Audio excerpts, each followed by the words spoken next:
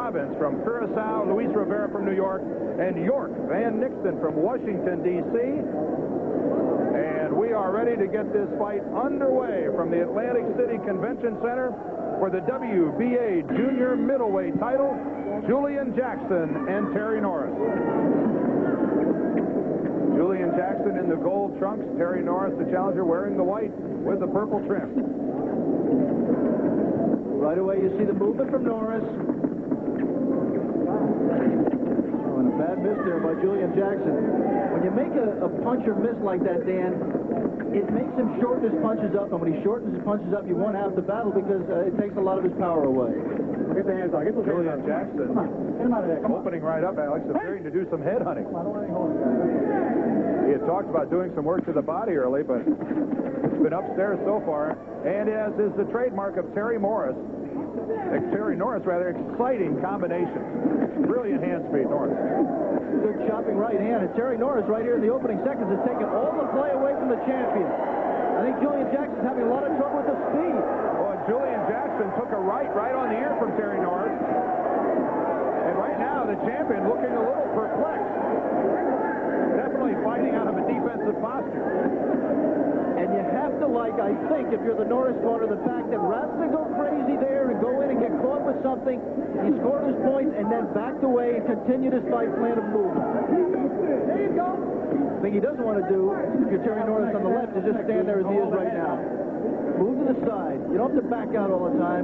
Move to the side and punch from angle. Well, Terry Norris and his people are well aware of the fact that a Julian Jackson fight has never gone the distance. We said at the top, Julian Jackson has a tendency to eat right hands. He's got a clip with a good series of strong right-hand leads from Terry Norris already.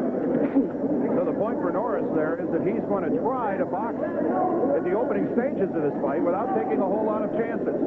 He definitely likes his odds the longer this fight goes on.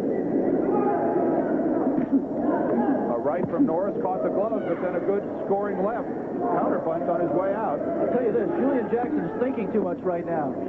He's just not letting his hands go. This is totally atypical for the champion on the right of your screen. He generally just comes out and wails with both hands. A break on the break. Jackson throws a right and lands. I think that's a sign of frustration there. Jackson tried to finish the encounter, the exchange with a right hand at the end, and Norris was out of range. He's moving very well. Inside the final 30 seconds of round number 1. This fight scheduled for 12. And Terry Norris having a very strong showing here in the first round. Again, look at the hand speed of Norris. 3 and 4 and 5 punch combinations. Nothing unusual. Something unusual for the champion, Julian Jackson. That's the end of round 1. Well, it was Julian Jackson in round number 1 who looked tight, who looked like he was feeling the pressure of being the challenger. Almost a role reversal between the two, Alex, on the way they should have looked. The movement by Norris. I mean, he ducked one way to avoid one punch and then escaped the other way to avoid the counter. And a big right to the body by Julian Jackson. And a good inside left by Norris at the same time. But really, Jackson's first attempt to work the body. Almost all head hunting in round number 1. Aaron Snow and Richie Giacchetti in Jackson's corner told him, you just have to get off. You have to let your hands go and can try to work the body, and he did try to do it there, Dan. Terry Norris, who will at times during the course of a fight move in and out of a southpaw stance, and again a good left counter punch. You saw Norris duck. There was no counter punch coming back from the champion, but Norris got under it if it was. If the key is Terry Norris told us yesterday, was relaxation and concentration. He looks totally relaxed and totally focused right now, Dan. Another good right to the body that time by Julian Jackson. Overhead chopping right, and again the incredible knockout ratio of Jackson. Whoa! And then right in that, Terry Norris is gone. He lost his concentration for one critical moment and caught a right hand from the champion. Terry Norris struggles to get up. He beat the count, but he said he's all right, but Joe Cortez doesn't believe him. That's it. Joe Cortez stops the fight. Norris did indeed beat the count. And Julian Jackson, after struggling through the first round, unleashes a bomb in round number 2. We were just talking about the concentration of Terry Norris, and he got back up on the ropes, lost it for a moment, dropped his hand, and Julian Jackson got home the first meaningful punch of the fight, really, from him, a right hand, and it was more than Norris could handle.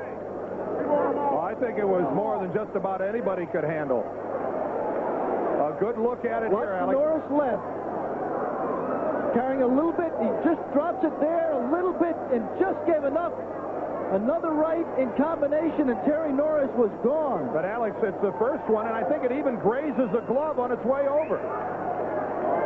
Just nicking the glove, and I'm afraid the second punches are after the fact. It was the initial right.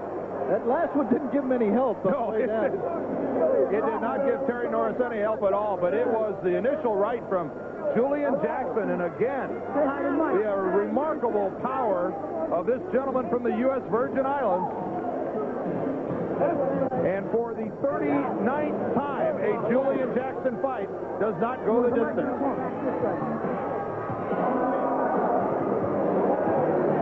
And a pretty good vertical leap as well. Tremendous pride with Julian Jackson, determined not only to be an outstanding champion for his family and for the U.S. Virgin Islands that he represents, but he just really, really wants to demonstrate his ability. And there you see Terry Norris. Terry Norris should be reminded that Julian Jackson, when he first went for the title himself, got knocked out in the second round against Mike McCallum, came back to win a title. I think Terry Norris showed just in the brief time he was in there that he has the skills. He did not in this fight put it all together.